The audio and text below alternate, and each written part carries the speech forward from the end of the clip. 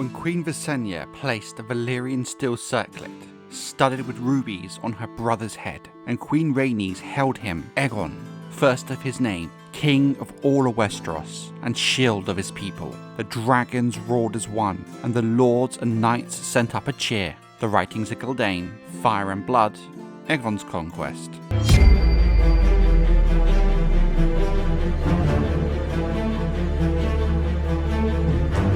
While the Conquest has gone down in history as Aegon's, Visenya and Rhaenys Targaryen were effectively equal partners in it. His sisters and wives, as well as perhaps Aerys Baratheon, had a level of trust and respect from Aegon few would come close to achieving.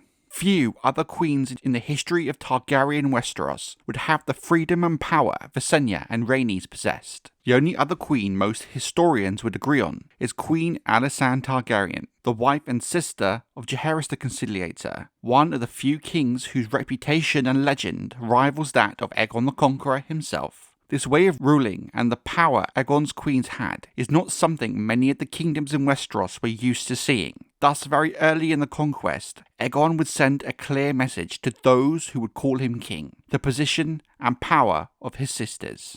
He would do this for the first time at the newly constructed Aegonfort, an earth and wood keep constructed on the highest of the three hills that sat beside the Blackwater Rush. These three hills from that day on would be known as Aegon, Visenya and Rhaenys' Hill. However, the specific exact origin who suggested the names is lost to time. Aegon had effectively secured the area around the Blackwater Rush on both sides of the river and taken several small castles and towns in the area that would become known as the Crown Lands. But even though the Conquest was just starting, a moment was taken to consolidate House Targaryen's small new kingdom.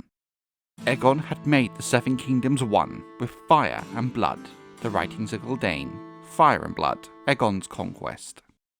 All of Aegon's new lords were commanded to attend him at the Aegonfort. There was some fear Aegon meant to kill them and replace them with his own men, but instead he raised them up and confirmed each and every lord in their lands and titles. But his oldest and most loyal supporters were rewarded. Daemon Velaryon, Lord of the Tides, was made Master of Ships and given command of the royal fleet, which ironically at this time was mostly made up of Velaryon vessels, with many Lords of the Tides holding this position for centuries to come, with the title of Master of Ships being seen as hereditary in an unofficial capacity, as other men from other houses a few times would take on the role. Tristan Massey, the Lord of Stonedance, was named the Master of Law, Crispin Celtigar, Master of Coin, and Aerys Baratheon, his half-brother and childhood friend, he proclaimed to be my shield, my stalwart, my strong right hand. Thus,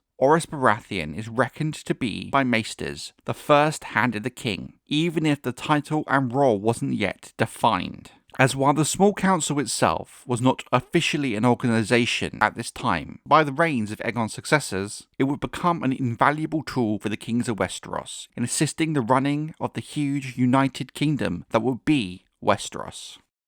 You Westerosi are all the same. You sew some beast on a scrap of silk, and suddenly you are all lions and dragons, or eagles. Ilario Mopatis, the Tyrion Lannister. A Dance with Dragons, Chapter 1, Tyrion 1.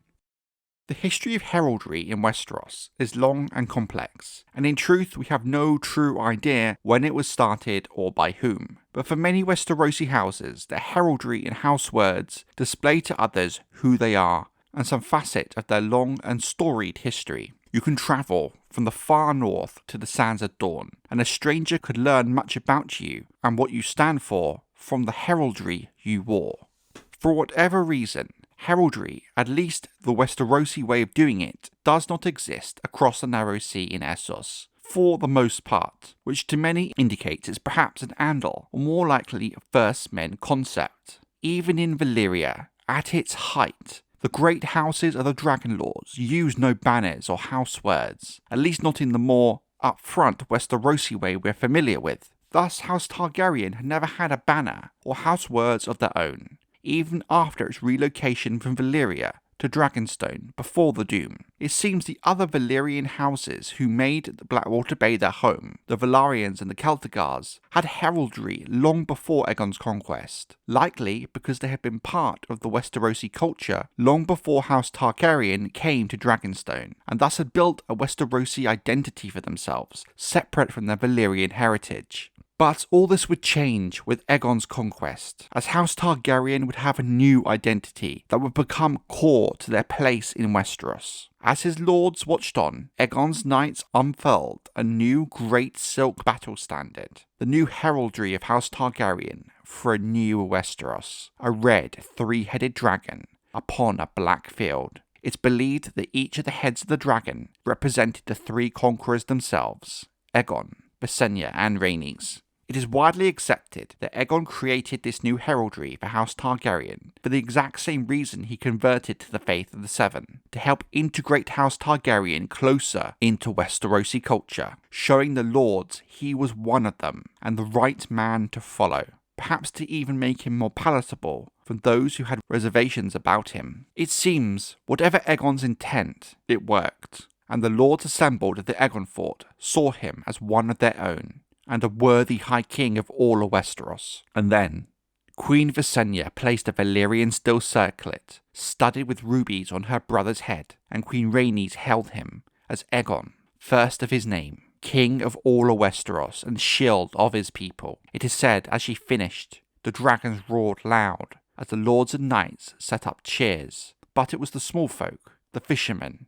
the field hands, and the good wives, who shouted out the loudest. Not all were pleased at this proclamation of this new High King, and they would not bend the knee to this foreign dragon lord, most of all the 7 kings that Aegon meant to uncrown. In Harrenhal, the monstrous castle on the banks of the God's Eye, and Storm's End, perched on a perilous cliff in the Stormlands, Harren the Black and Argilac the Arrogant had called their banners when news of Aegon taking the area around the Blackwater Rush had reached them. In the west, King Mern the Ninth Gardener of the Reach left his seat of Highgarden and rode the ocean road north to Casterly Rock to meet with his long-term rival and enemy, King Loren of House Lannister, King of the Rock. The threat Aegon posed to their power was so great, these two historical enemies looked to join their forces to meet his challenge. Some saw an opportunity in the conquest. The Princess of Dawn, Mira Martell, dispatched a raven to the Aegonfort,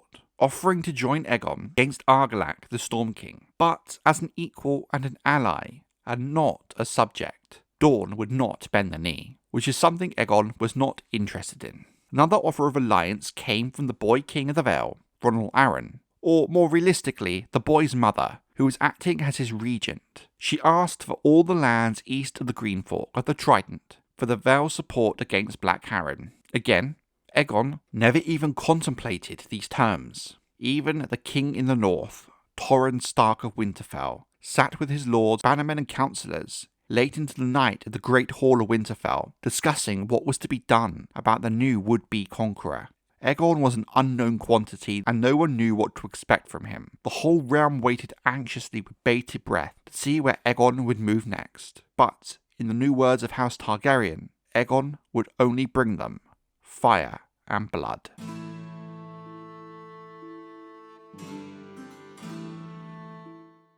I think there is a distinct difference between how Aegon's conquest has been remembered in the history books and what it was truly like. Nothing makes it more clear than how history has minimised the roles of Visenya and Rhaenys in it. It is rightfully Aegon's conquest. He was ultimately in control, and it was Aegon who became High King. But the role both of his sisters and wives played cannot be understated or downplayed. He trusted them enough to allow them to treat with the lords and lead battles in his place. As much as it was Aegon's conquest, it was also Visenya and Rhaenys's. Even if history focuses on Aegon, there have been many great queens of Westeros who did great things with the minimal influence and power they were given, with the exception of a handful. Visenya and Rhaenys were not just equal partners in the conquest, but in the ruling of the Seven Kingdoms themselves and making Westeros the kingdom it became. Aegon trusted them with great power, and both queens at times would rule in Aegon's place and make key political decisions on his behalf. I speculate it would have taken House Targaryen much longer to stabilise the realm and grow the likes of the city of King's Landing without this close working relationship between the three heads of the dragon. Visenya and Rhaenys helped define what House Targaryen became, just as much as Aegon did.